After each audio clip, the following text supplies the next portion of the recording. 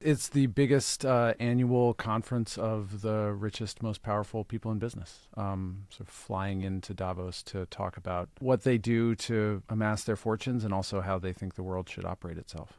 How is their attitude toward Donald Trump different this time around than it was the first time he was inaugurated? The biggest change is how quickly the rest of the crowd is falling into line.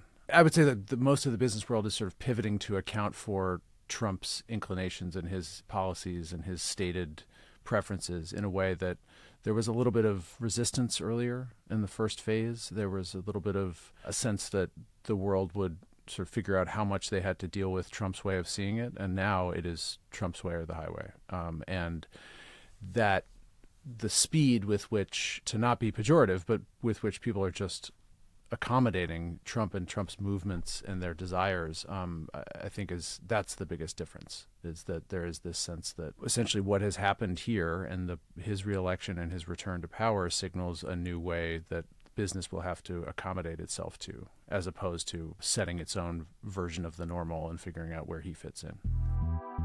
This is The Big Take from Bloomberg News. How President Trump's return to the White House is playing out in Davos, and what that tells us about the influence he has in palaces, C-suites, and boardrooms around the world.